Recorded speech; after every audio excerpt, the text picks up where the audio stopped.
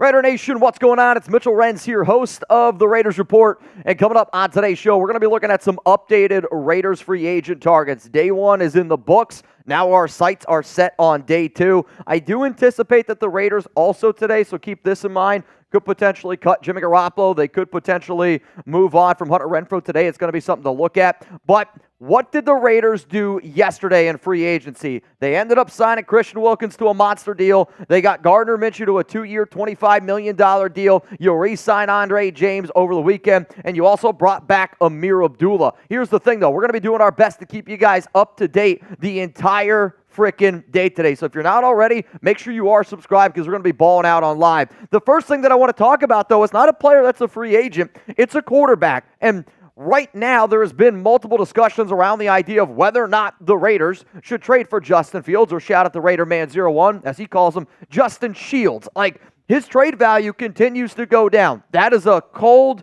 hard fact. There was a lot of speculation yesterday around the Raiders potentially trading for Fields, and I'm sitting up here going, if nobody wants to trade for him and his value goes down, what if you were able to get him for a third-round pick, a fourth-round pick? Because I'd be shocked if they just hang on to him for a whole nother season. So this is going to be the pinned comment on today's show. This is the question that I want all of y'all to answer. Should the Raiders trade for Justin Fields? Give me a yes, give me a no. Let me know down below what you guys are thinking. My answer on Fields is, if you don't think that you're going to have the opportunity to trade up to get Jaden Daniels, to trade up and get a Caleb Williams or Drake May, the next best option, in my personal opinion, would be to trade for Justin Fields. I'm not sitting up here saying you give up a second-round pick. Honestly, there's some speculation that you might not even have to give up a third-round pick, but if it's in that third, fourth-round pick area, I would rather the Raiders trade for Fields. I know what y'all are probably thinking. Mitch, why are we going to do that? They already had Luke Getsy, same song and dance. Maybe you just need a little bit of a different scene. I also think that this Raiders team is a lot more talented than that team he previously was on with Chicago. But I'll also say this. I would be okay with the Raiders trading in the back end of round one, maybe trading up from 44 to target a guy like Michael Penix Jr. Bottom line is, I would rather the Raiders trade a third-round pick for Justin Fields than take Bo Nix at 13 or anywhere in round one, then take J.J. McCarthy at 13. Heck, I'd rather even trade for Justin Fields and take Michael Penix Jr. at 13. I don't want the Raiders to reach on a QB, and you cannot go into the season with just Gardner Minshew and Aiden O'Connell. Let them all battle it out, but if you don't think you go get your guy in Jaden, I don't think Justin Fields is a terrible idea. Now, if you haven't already, make sure you do click that subscribe button. We're trying to grow this show, and I know that we did a hell of a job yesterday. We were live for about 9-10 hours. We're going to be live all day again today, so if you want to know everything going on around NFL free agency, we got you covered. If you also want to have a good time and ball out here a little bit, we got you covered as well, so make sure you're subscribed. All right, coming up here, we're going to get into some free agent targets that I could see the Raiders potentially look at. This one's a little bit of a gamble. Mekhi Becton, he is a monster of a human being. He's had a lot of knee injuries because he, at one point, was up to like 400 pounds. If you can get him into shape, and if you are legitimately confident in a player like Thayer Munford, you let Mekhi Becton battle it out with Munford, and if Becton's healthy, he could be a legitimate tackle in the NFL. If he's not healthy and he can't prove to be that guy, then I think turning over the leaf to somebody like Thayer Munford, to me, though, you could get Becton on a one-year prove-it deal. Another name to at least keep in mind is George Fant.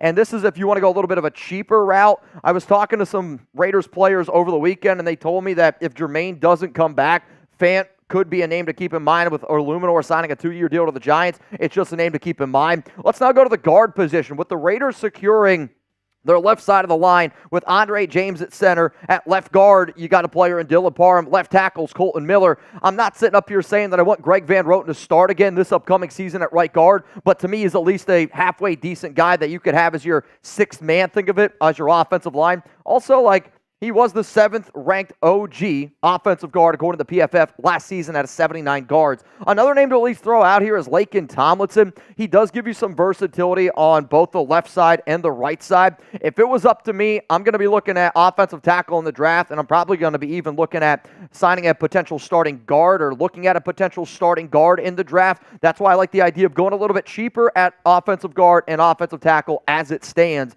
right now. The next thing that we're going to be getting into here on the show is probably the position that a lot of y'all are wondering about, and I'm wondering about it. Coming up, we're going to get into some free agent targets. I mean, for Antonio Pierce to say finding a cornerback one is a priority, I'm still sitting up here going, all right, if it's a priority, let's get this thing going. Good news, not a lot of good corners got signed yesterday. Bad news, it might cost a pretty penny, but hey, we'll get into that in just a second. I also want to say this. We're about 500 subs away today from hitting 167,000 subscribers here on the Raiders Report. I'm going to give away $100 to a watcher that's chilling with us today. So if you aren't subscribed, you're like, shit, I could use $100. If you are subscribed, you're like, well, wait a minute, what about me?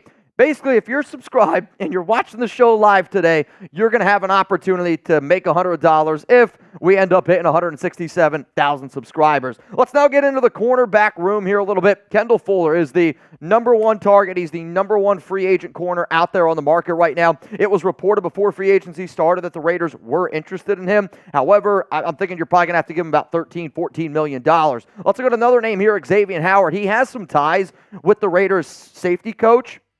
And he's got some pretty good overall mixes with, I think, this Raiders defense. Like the fact that he has previously worked with Gerald Alexander, the Raiders safety coach, is pretty interesting. And when he's healthy, Howard can be a pretty dominant player. Let's go to another name here. It's Adoree Jackson. Jackson was drafted in round 1 when Patrick Graham was the defensive coordinator of the New York Giants. And his best year was back in 2021. With Patrick Graham. I'm not saying I want to pay him a lot of money, but if you do legitimately want to look at a potential cornerback 1 in the draft, maybe like a Terrion Arnold, maybe like a Nate Wiggins, maybe like a Rakestraw, maybe a Quinion Mitchell, somewhere in that regard, you sign Adoree Jackson now, and then you also go get yourself another corner to give you just more depth in that position. Another name that I'm going to throw out there is Ahkello Witherspoon. I like his versatility. Not somebody that you're going to have to break the bank on, long, lanky type of dude who I do think can play press man pretty damn well, so that would fit I think that's fitting what the Raiders are trying to look for in their cornerbacks. So how about this? Out of all those guys, I'm sure there's a lot more to at least wrap your mind around. Name a corner that you're hoping the Raiders sign today, or maybe at some point in free agency. If I had my number one pick, I'm going to go out and get Kendall Fuller. If you told me right now the Raiders end their free agency with Wilkins and Fuller, lock it in. I'm a happy man. If you can't get Fuller, I'd go then with a guy like Adoree Jackson. Let's now go to the tight end group here, and I'm not going to spend a lot of money. To me, I want Michael Mayer to get all the freaking targets out of the backfield. So what am I going to look for? I'm going to look for a dude that can block. Mercedes Lewis is not going to cost a lot of money. However, he just continues to follow Luke Getsy everywhere he goes with Green Bay, with Chicago. He is just a blocker, and if you need another blocking tight end, a name to keep in mind, I'll throw out another name that's continuously followed around Luke Getsy, Robert Tonyan. And Tonyan has struggled of late. He was pretty damn good with Aaron Rodgers. Maybe it was just he didn't fit with Justin Fields in that offense. But at one point, Tonyan did have 15 receiving touchdowns. Again, with Aaron Rodgers. However, though, maybe some connections. You don't have to spend a lot of money. I want Mayer to be the main focus. Let's now go to the defensive side of the football. At linebacker, I'm going to look at Lavonte David. From what I understand, the Raiders like a lot of the linebackers in the draft because Rob Leonard saw a bunch of those guys at the Senior Bowl. So I think that's where they're going to concentrate on in the draft. David, to me, though, he does have some ties with Mike Caldwell. Remember, Mike Caldwell, the Raiders linebacker coach, was the inside linebacker coach for the Tampa Bay Buccaneers back from 2019 to 2021. So if you just want to do a one-year prove-it deal on a guy that's still playing at a pretty damn high level, $6, $7, $8 million.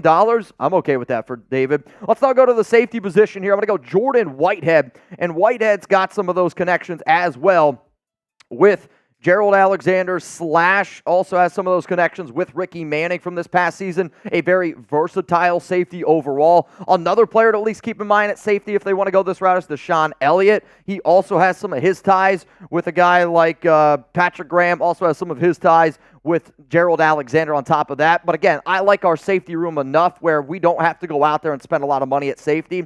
From a wide receiver standpoint, one of the names I'll look at is Curtis Samuel. I do think that his ability to do a lot of pre-snap motion, which was one of the things that the Raiders said that they were trying to do this season, could be used. On top of that, good screen receiver.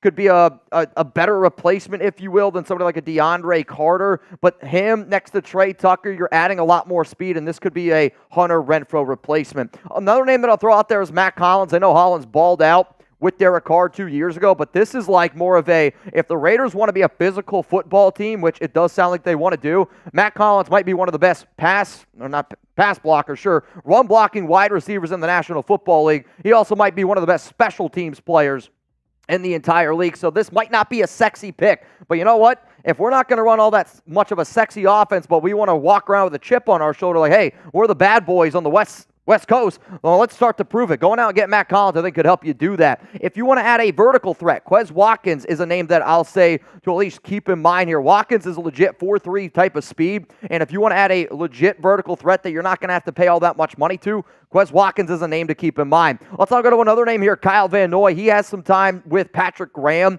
If you're looking for more of an edge rusher / versatile player overall, Van Noy does have a lot of experience playing underneath Telesco. He's got some experience as well playing with Patrick Graham, and he just can do everything, and I don't think it would be a bad idea at all to bring him in. And then the final name I'm going to bring up here is Caleb Van Chasen. This one is going to scare some people away, but remember what Arden Key did when he left the Raiders. He got a new scene, and he was able to be a lot better of a football player. Sometimes guys just need a change of scenery. Caleb Van Chasen was a first-round pick out of LSU. He's got a ton of talent. The problem was, though, they always continue to add more talent on top of him. He got buried in the depth chart, and maybe he was a little bit, upset about it. Worked with Mike Caldwell last season with the Jacksonville Jaguars, so if you want a high-risk, high-reward type of player, maybe even not high risk. I mean, he's probably not even go for all that much money. It is, though, just a name to keep in mind. That's all the players that I'm talking about today. I know some of you are sitting here going, well, Mitch, we lost Josh Jacobs to the Packers. Aren't we going to go out and sign a running back? I don't think that we should. I know that they were interested yesterday in Austin Eckler, but Eckler, apparently, from what I'm being told, the Raiders weren't willing to pay that money for Eckler, and Eckler ended up getting like $12 million in total. So to me, if they're going to pay a running back, the only name that I'd probably be excited about would be King Henry, but even that's going to be a lot of money. If I'm the Raiders, I am focusing on my running backs